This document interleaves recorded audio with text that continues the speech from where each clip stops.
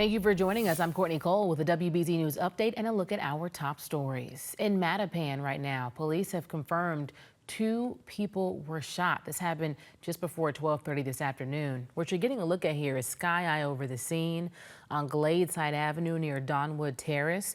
Police say one of the victims was rushed to the hospital with life-threatening injuries.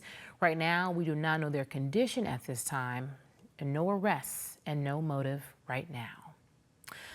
A man is accused of trying to kidnap a child on the 4th of July. Boston police say around 4:15 yesterday afternoon, Manuel Cardoso approached a gathering on Wentworth Street, tried to urinate on the side of the house, and then started talking to a few kids. Now, police say when the adults told Cardoso that he had to leave, he grabbed a child by the back of the neck and tried to drag him away. Now, authorities say he was physically removed from the property and ran off, but officers found him later and took him into custody. Now come check out this incredible video of a humpback whale. Wouldn't that be cool to see up close? Okay, this happened in Maine. An off-duty Kittery police officer spotted the whale trying to catch a meal on the 4th of July. Now the harbor master says the whale is feeding on an abundance of fish in the area. And as cool as this is, everybody wants to get this on their own camera and their own phone, but they are asking boaters to stay away so the whale doesn't get hurt. Now, we started off the day with some rain, and that seems to be sticking around on this Friday right on into the weekend. Let's get a check of your next weather forecast with meteorologist Jason Michael. Well, this is the narrative that we're dealing with on our Friday, everybody, as we're closing out the first Friday of the month of July, heading into the first full weekend. We have plenty of humidity outside and also plenty of cloud cover. After beautiful conditions yesterday, could have been a little bit better.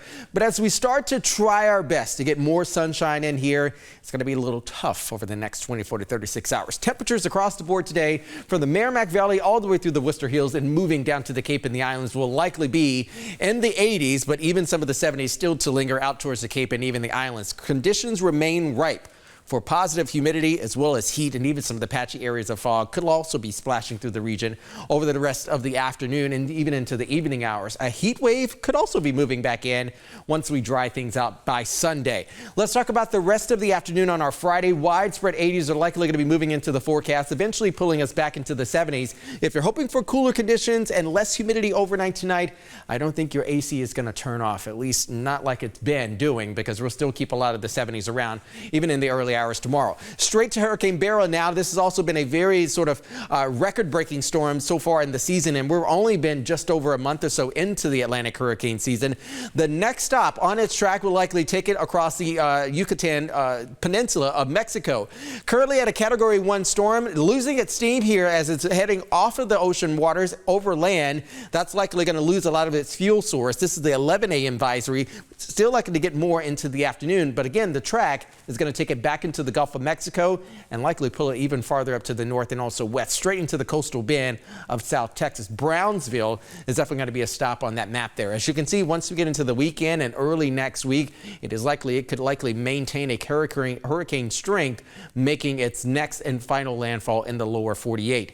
Again, that 11 a.m. advisory keeping that pressure lifting just a little bit. Again, likely losing a lot of that energy source that it needs in the warm ocean waters. If you're still down to the Cape and even the islands through the weekend, you have widespread 70s both today, tomorrow, and also on Sunday. Sunday is likely going to be the pick of the weekend, though, as we're expecting some of the shower activity to move on out. 6:30, here we go. Keep an eye on the clock in your place on the map. Notice widespread cloud cover again overnight tonight. Through the day for us tomorrow, there's going to be a heavier batch of rain arriving towards midday. And then as we work this system on out of here, the cold front will likely lift back northbound as a warm front.